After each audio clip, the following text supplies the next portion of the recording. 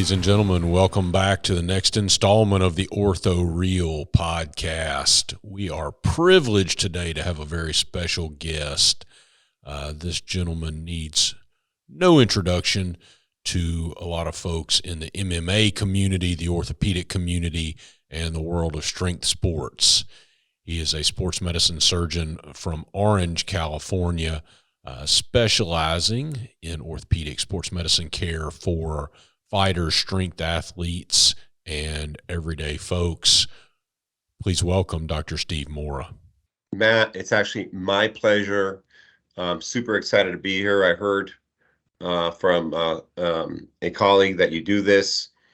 I was excited to hear about it because I've heard that you're doing great things on your podcast, and it's actually my privilege to be on it, to be quite honest. I'm being sincere about that. Thank you so much for having me on. Well, it's an honor. You're a pretty big name in the space. I know at one point you were one of the 10 most influential orthopedic surgeons on Twitter. We'll talk about that and social media a little bit. I think with orthopedic surgeons, there's this very classic history of the athlete or the ex-athlete, and they get injured maybe, or they've got a story about tearing their ACL playing soccer in high school or something. You had a much earlier and much more serious introduction to orthopedics. If you don't mind, can you share with our audience a little bit about that?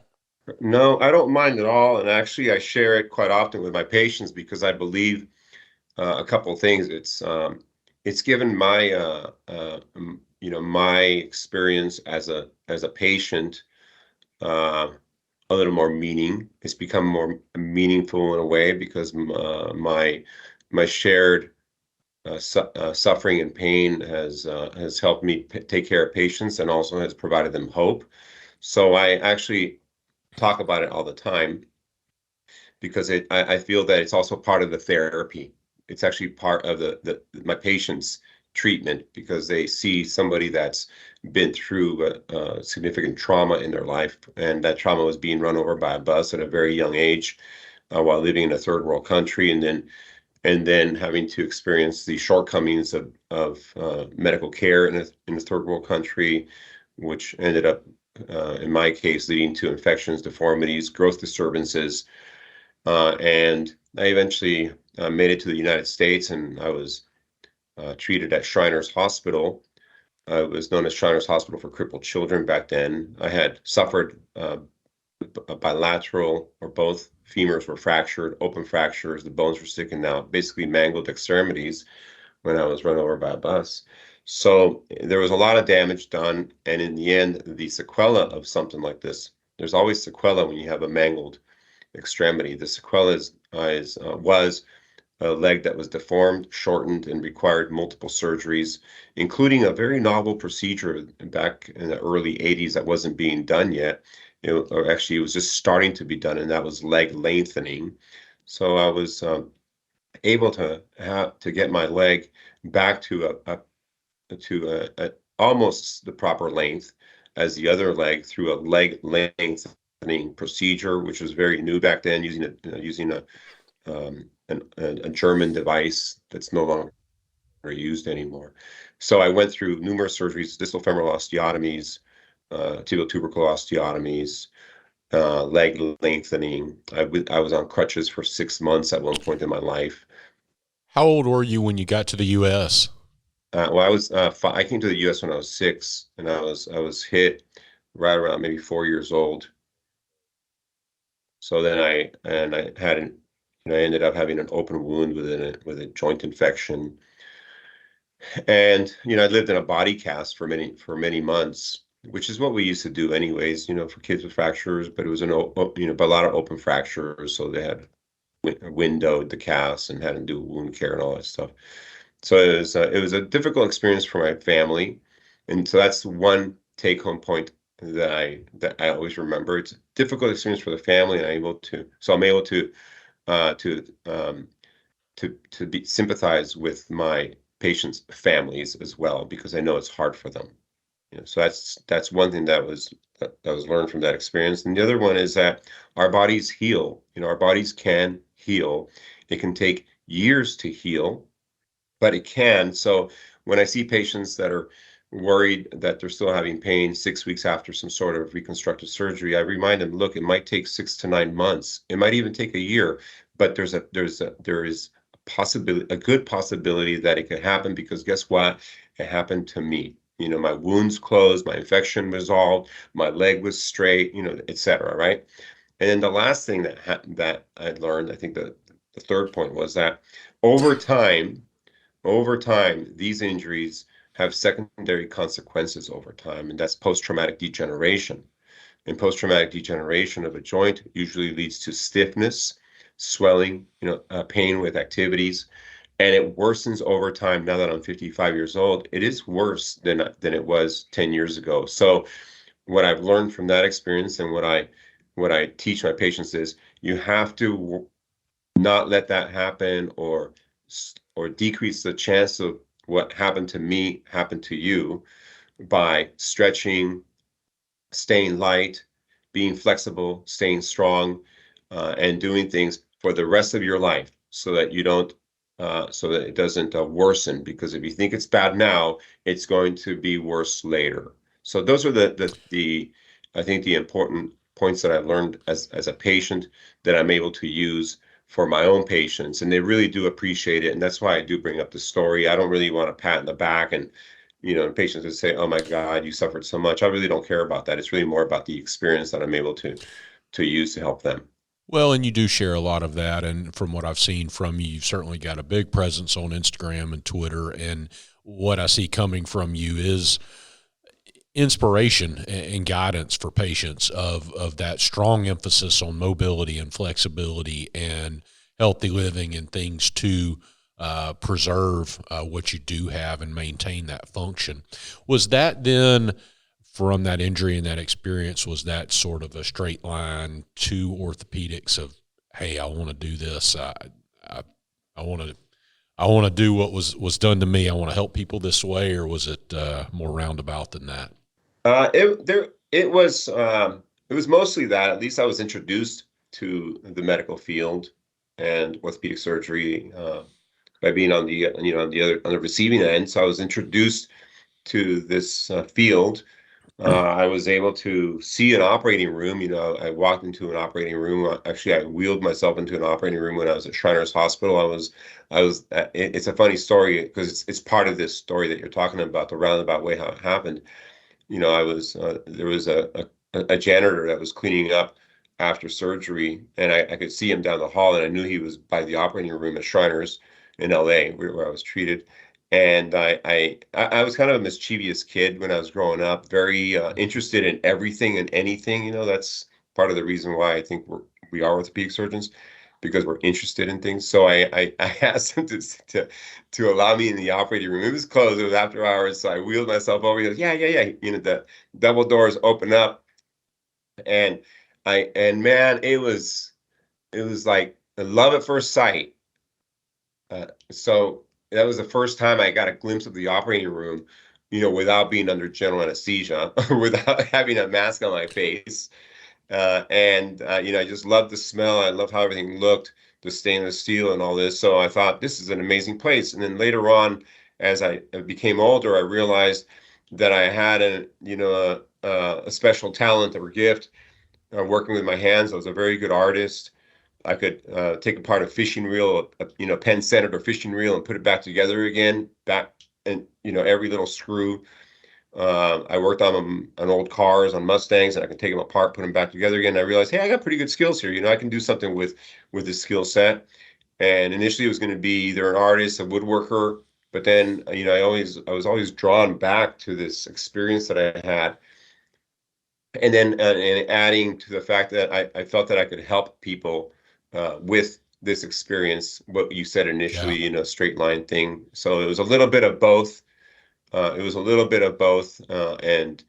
And every one of those experiences were important as far as getting me here. Well, I won't belabor that, but I just think that's an incredible legacy for that surgeon and those surgeons that worked on you rather to to not only help a young man be upright and able to walk and have these deformities corrected, but then to have another step in that legacy for him to turn around and do the same thing for a lot of people. I think that's powerful. That just I feel that a lot, so that's awesome. I felt, one other thing, Matt, that I thought was important too, was paying it forward. The care that we receive at Shriners Hospital is free care. It's charitable care. There's this group, the Shriners. They sponsor the families. They'll sponsor a family.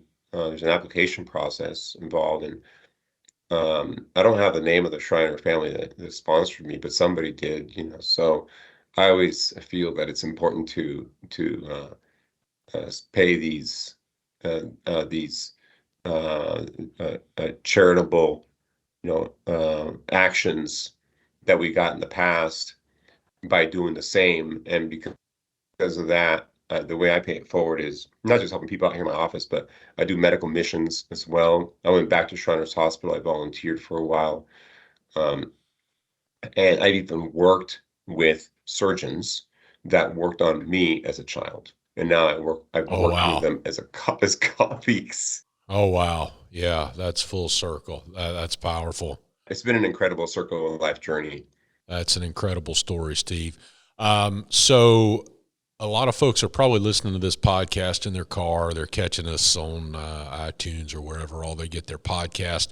But some of them are watching it on YouTube.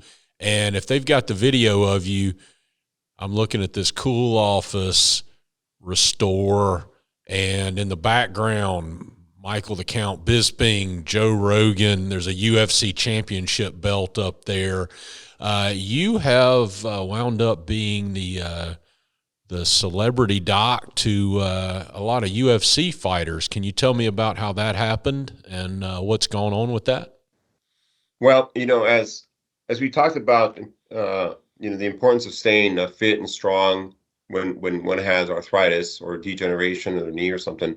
I've always felt that for me, it's very important. So for many years ago, not many years ago, like 12 years ago, I started doing some boxing and kickboxing at a local MMA gym as a client to stay fit. After work, I'd go, work up a sweat, big puddle on the ground. I mean, they work you hard in these gyms. It is an extreme workout, and I've always been somewhat of an extreme person when it comes to working out. So it was perfect, right down my alley. So I'd work out there, and I got to meet some fighters that were actually teachers there and instructors there. That's what they do when they're fighting. Their side gig is usually teaching.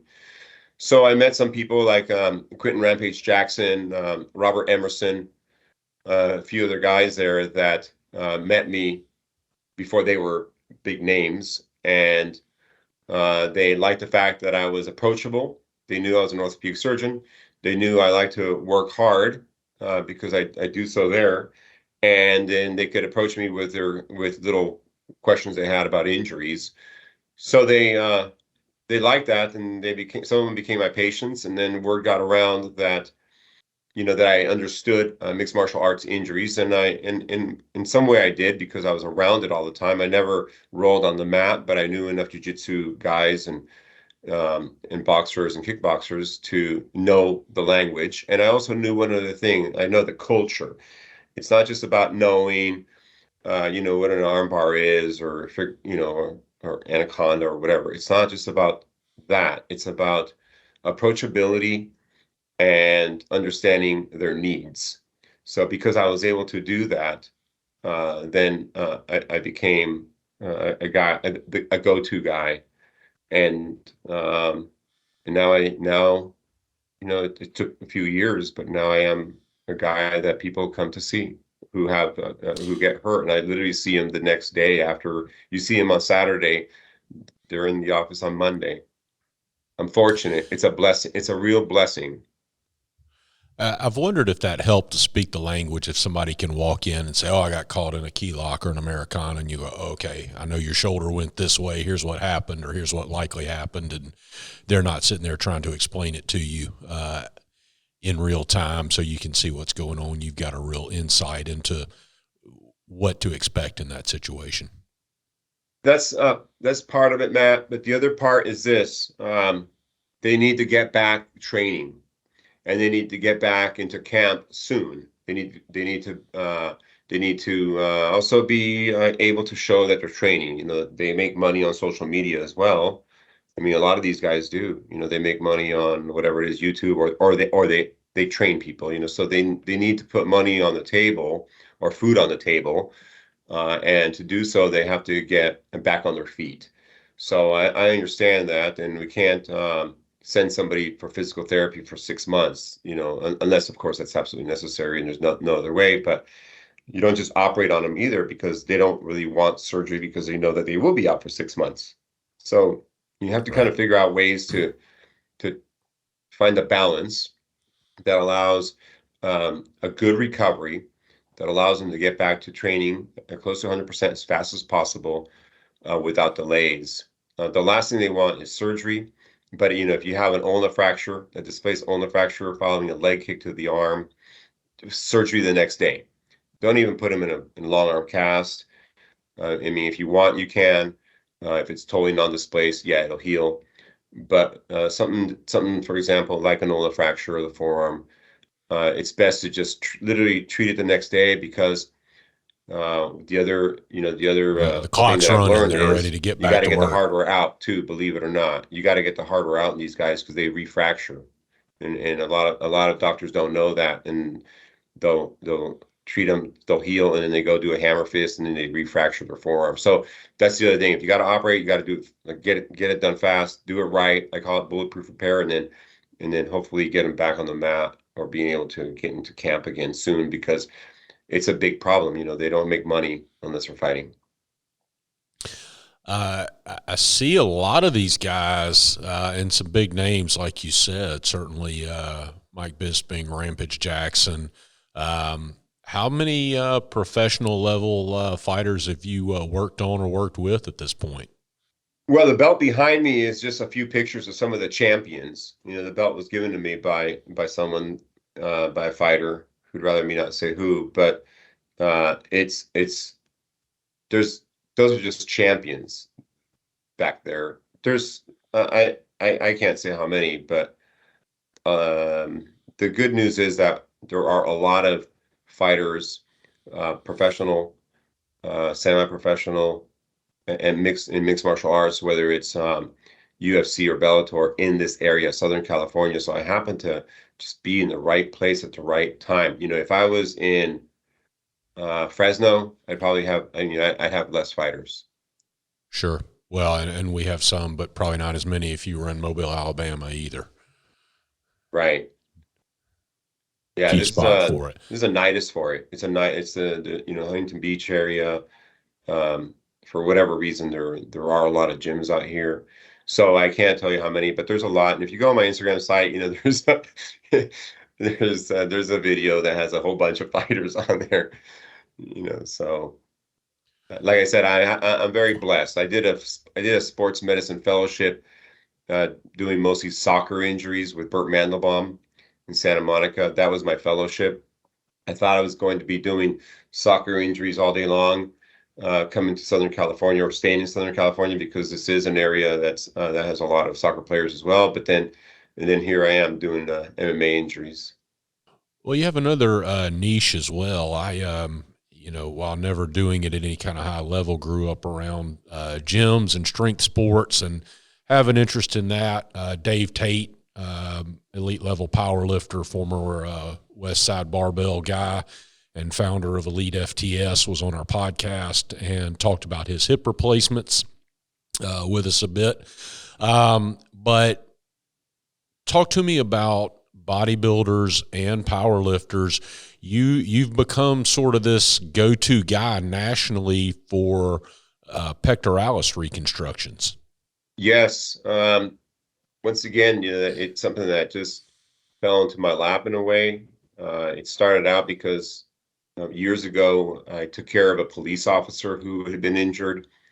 He had a pec tear. Somebody tried to, pull away from him, and he tore his pec.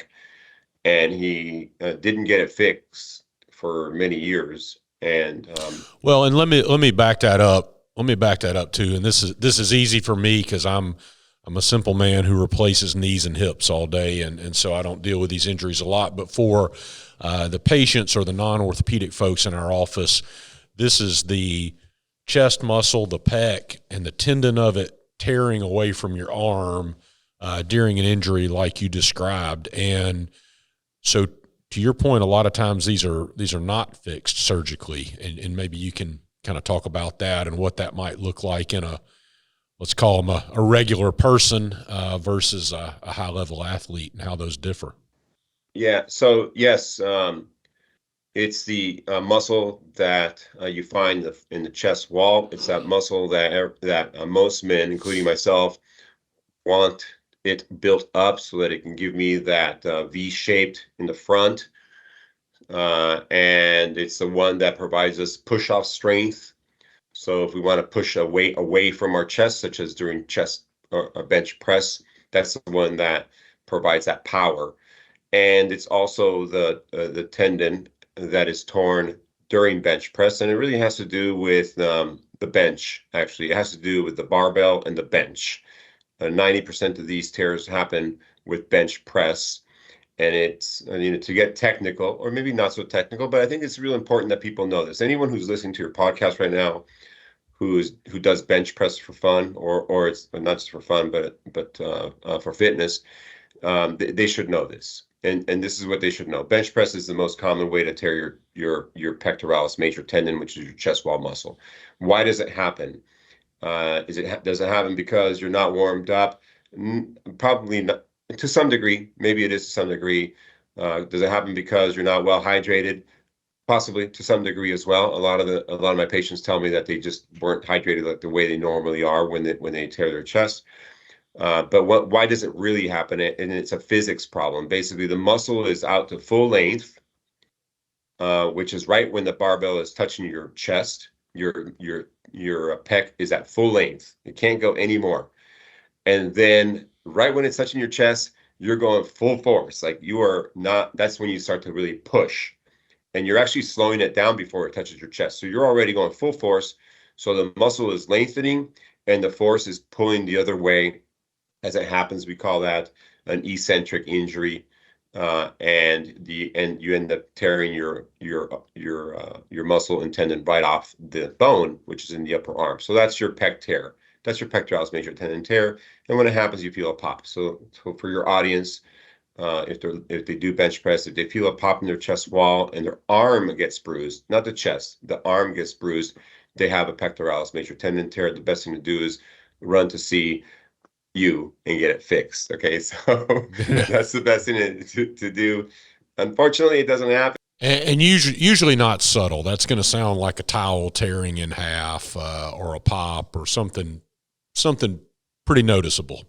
Yeah, it's noticeable. It's like a towel or a major rip. If you go on Instagram, there's hundreds of videos showing these things. I don't like to show these tears. I did post one recently, but I didn't actually show the moment it happened because I think it's gruesome, and I don't like to show someone at the moment that their suffering begins, So, but I did post about it, about when that recently happened. So the problem that happens as to why they don't get repaired on time is twofold. One is they go see a surgeon that says it's a muscular tear, so I can't fix it. So that's mistake number one. Or number two is the surgeon will say, it's just a pec, you're going to do fine, and then they don't get fixed. And the physician may not understand that if it's a bodybuilder or someone like you or me, we want to have we don't want to have a deformity, a concavity. So that's what ends up happening. They end up having concavities in their chest, a little bit of weakness, but mostly unsightly or asymmetrical looking chest. And this happened to the police officer, like I was saying, many years ago. And I was trained at LA County USC. We learned very, very sound surgical concepts dealing with trauma, including tendon transfers as well. And I just thought, I don't see why I can't fix this. Mobilize a muscle, get it off the rib cage, mobilize it really well, and then span the gap with a tendon and weave it in really well. Do everything possible to avoid infections. That's one thing that I learned at LA County USC, is how to decrease the risk of infection, because we dealt with that a lot over there, and that's the number one complication with a pec repair is infection. So I did that, and then then I got to talk at an international meeting last year, talking about my repair, which I call it the pec flex fix, just for fun, the pec flex fix. And now I'm having these big time bodybuilders, power lifters, bodybuilders, strongmen. They want a solid repair. Is that repair different for strength sports versus bodybuilding? Obviously, you got a cosmetic aspect versus a functional aspect, or is it just putting it back in the right place anatomically and getting it to heal? A little bit of both, but yeah, it does. Let's say you're dealing with a power lifter. Power lifters are different animals. They're not so totally concerned with the incision, okay, or the scar. They just want to be able to lift a 600 or bench 600 pounds. So it's a little bit different. Technically the surgery is a little bit more technical, because you're dealing with larger vessels, much larger vessels. They're much more vascular. There's much more muscle mass, so maybe deeper retractors. You got to be a little careful. And then in terms of where you put it is very important, because of what I mentioned. The tears occur because of a physics problem, a force and a failure problem, so a material failure problem. So you don't want to put it too low, because now you're stretching it out sooner than it normally would if it was a native muscle. So you don't want to put it even like a centimeter too low. You don't even want to do that on a power lifter.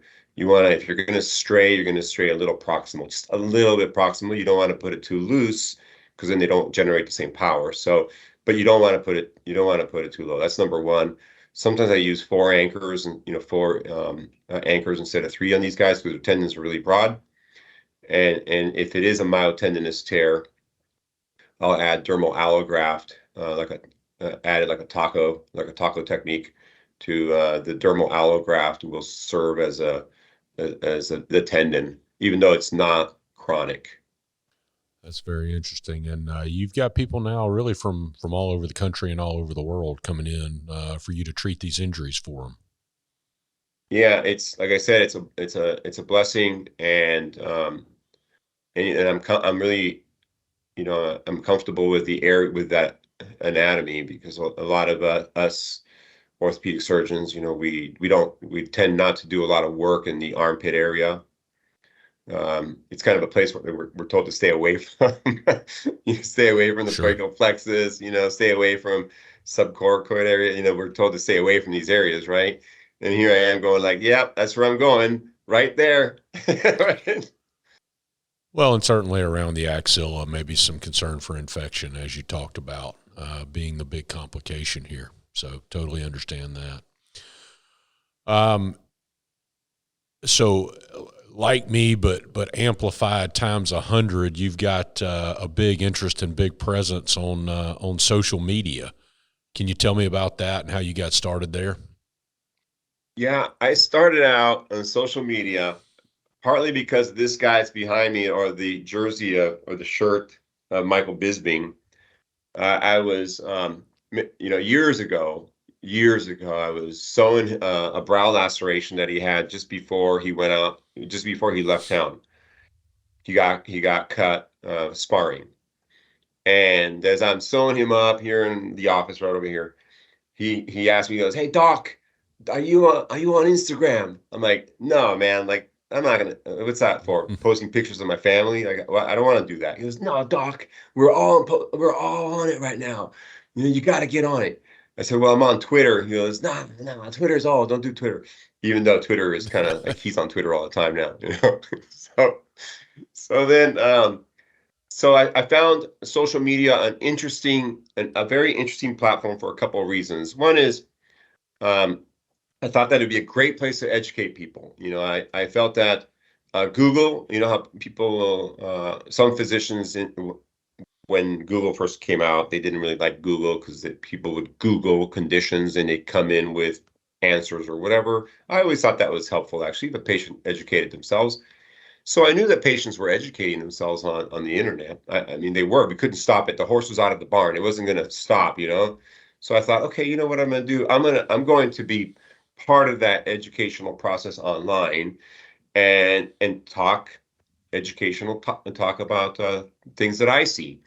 And there was a surgeon in New York, Howard Lux, who helped me with my social media in terms of the messaging. He said, "Hey, Steve, just pretend that you're talking to your last patient of the day, and the same thing that you say to that patient, just uh, on your blog." I was blogging back then, and just pretend you're talking to the patient as a because easy language, use easy language to understand, and do that every day.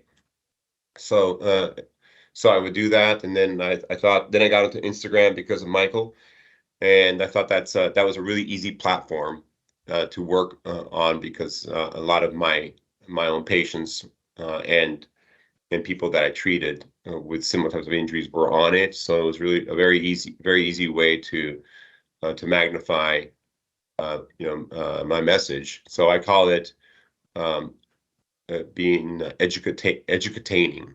It's an educataining experience. You got to educate a little bit. You got to entertain a little bit. Nobody wants to see broken bones with blood. I mean, except for orthopedic surgeons. So if you post broken bones with blood, you're going to get a few orthopedic surgeons following you and some people that just want to see blood. But that's why I don't. So that's why I don't do too much of that. So that's how I got into it, and then I ended up giving talks on social media, years ago, different academies, and there wasn't a lot of interest when I first started doing it. Now there's a lot more interest. Matt Pfeiffer just gave a talk recently, and a lot of people were interested in that. Yeah, that's a great start to it. And I think Mike Bisping has had a big presence with that and kind of documented even through the process with his knee replacement a few years ago. That may have been one of your partners or someone in the area there. And I will say that I think you do that as well with a lot of your content. It's educational for patients and even a little technical things for surgeons or non-surgeons. I see you doing injections and kind of talking through treatment with biologic therapies and even some of the things that you've used yourself. Could you comment on any of that? Well, I was able to use social media once again to talk about my own injuries so that I can hopefully instill some hope in people. I suffer with pain on a daily basis. I don't want to take Motrin on a daily basis. I don't want to hurt my stomach or my kidneys. So I know that a lot of my own patients have the same problem, the same concerns, same challenges. So I thought, every once in a while I do kind of pepper my social media with some of my own experiences. I got a new brace at the academy. I thought it was really nice. I shared that. I share everything that helps me with my problem. I believe can help uh, patients that have the similar problem. And as you know, Matt, being a joint replacement doctor, there's a lot of people suffering with arthritis, a lot of them. And some of them Sure. do just need a joint replacement. Some of them do. Just give them a joint replacement, do it well, like you do, get them back on their feet, and they'll never see you again. And that's a wonderful um, situation there. But some patients cannot have surgery for whatever reason. They're not ready to have surgery for whatever reason. They're not good surgical candidates like myself. So I share all those experiences on my social media. Anything that's positive, that's helpful, I'm going to share it because I'm doing it to hopefully make a difference in someone's life. Well, you're exactly right, and joint replacements are awesome operations. I mean, I'm real biased there, but it's a bell you can't unring. I mean, once you have that hip or knee implant, you'll always have one, and if that one fails, you're going to have another one, and it's going to be bigger and more involved. So, especially for younger patients, when there's these other options that they can pursue before that joint replacement and buy time and get relief and continue to do what they want to do, that's awesome. And I think the way that you've shared that and educated and provided entertainment is a beautiful way that you are paying it forward there. Well, thank you, Matt. But I do have to say that when it's time to get a joint replacement, the one thing that I do tell my patients is see someone that only does joint replacements, see someone that has some experience under their belt, and someone that's a good guy that's going to listen to you and help you if you have a complication. So I honestly, I was impressed with some of your videos on LinkedIn. They're hilarious because you just have your scrubs on. I wear like a suit most of the time. You got your scrubs on, and you're talking to a patient. No, you're super dapper. I'm keeping it real informal here. I'll be honest. I know you I are, need to but up my game. but it's very effective. I mean, it's extremely. I look at style. I look at style when people are presenting on social media because I learn from people. That's what's helped me. And I like the fact that you just, the point of the post, I believe, is to show that patients can do well. That's what the point is, and the point is also they can have good range of motion as well, because you do show pretty good range of motion as well. So and the patients seem to be happy as well. And I do like how you present it, by the way. I think it is informal, but there's also something beautiful about the informality of it. It's really it's good. You do a really nice job about it. Just wanted to. I'm not trying to stroke her ego. I'm just telling you that I noticed your post because of that style. Well, no, that's very kind of you. And I honestly, I think that's if I could tell other surgeons, that's an authenticity thing. Authenticity trumps everything, period. Full stop. And, just be who you are. It's what you said. It's using that same language and talking to an audience the same way you talk to your patient. And then exactly what you said of having, as a patient, somebody that you can communicate with. And it may not be me, right? I mean, I may be a different style than what a patient's looking for. You may be, but they can find somebody that they can communicate with. And I do think that's important. Yeah, yeah, that's critical. And I think that like just going back to what I was saying, I do tell patients that if they need a knee replacement, get your knee replacement, just get it done. Don't even wait. But I'll be happy to help them with whatever whatever I can if they're not quite ready for it. Well, you are a celebrity sports doctor, true sports doctor, taking care of a ton of athletes. Interestingly, a lot in fight and strength sports. What's next for you? Is it more of this? Have you got certain passion projects you're working on right now, or just continuing this beautiful legacy you've built up? Well, what I'm doing now is just collecting my data with my pec repairs. I'm also doing something somewhat novel with ACL reconstruction, wrapping the ACLs with amniotic wrap to protect the graft, protect it from the surrounding milieu, and then doing a study. I'm doing a study with a tissue company to see if the tendon, as the graft incorporates faster. We're going to do MRI studies, follow it along, see how that works. So I'm actually just trying to do some data collection now more than anything else, so I can do some publishing. But no, I have a really nice practice here in Orange. It's a dream practice. We built it from the ground up 8 years ago. Restore Orthopedics and Spine Center. We have imaging, surgery center. This is a dream. It's a dream type of practice that I love. I still do my sports and things like that, but in terms of just what I have going on professionally, it's just to make whoever's in front of me better, get a high five from them at some point in the near future, and that's the only reward that I'm looking for. Awesome. I don't think you can do any better than that, and I think that's its own reward.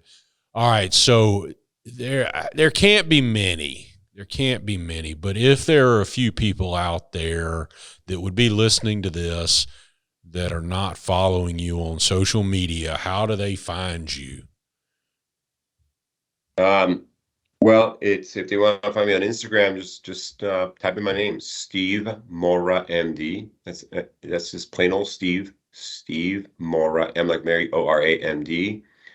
I'm on Twitter as well. You can put the same name or my Ortho Doc. But those are the main platforms I use. I'm on LinkedIn, of course, for the professional part of it. But those are the two main platforms I use. I actually use Twitter and Instagram. And the nice thing about these platforms is I do believe that social media is meant for us to be social. You know, I don't have a person in the background responding. I do all the replies. So if you find a post that you think is interesting or that is relevant to your problem, give me, comment, give me a little time, but there will be a reply from Steve Mora, MD. Okay, so that's that's something that I can promise. So that's what I do, and hopefully, if somebody is listening and they want to reach out to me, do it. I'm here, I'm available, and if you're in Orange, come by to Restore Orthopedics and Spine Center. I'll take care of you here as well. What if they're not in Orange? They're a strength athlete or a combat athlete from anywhere, and they're looking to see the same surgeon as the big boys. Restore Orthopedics and Spine. How do they reach out to you? Well, the big boys can follow me on PecTearMD. That's my other Instagram site. I didn't mention that. It's called PecTearMD. But all they have to do is find my website, MyOrthoDoc. That's my website, MyOrthoDoc.com. And there's a button there you can press that allows you to request a virtual visit. So if you live somewhere back east or some other country and you just want to get my input on something, I'll be more than happy to help. That request form gets filled out and it comes to one of my assistants, and they'll contact you and we'll set up a virtual visit, just like what you and I are doing right here, Matt. I set up a virtual visit just like this, and help the patient. And oftentimes that virtual visit actually leads to a face-to-face visit just later on down the line. Awesome. Thank you so much. Steve, this has been a pleasure to see your passion and your focus and your specialization and the ability to get really, really good at a few things and bring those to bear on behalf of your patients. It's awesome. It makes me want to jump up from this table and go practice some orthopedics. I can't thank you enough for being on. Thank you so much.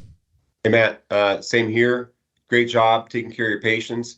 If I needed a knee replacement and I was in your area, you know that I'd be coming to you. I know you do a great job and you take care of your patients, and that's what makes a difference. So I wanted to just say once again, thank you for letting me be on your podcast. It's been my privilege, and hopefully we'll run into each other at another meeting, and we will also continue to communicate via our social media platforms. I'll look forward to it, sir. Thank you.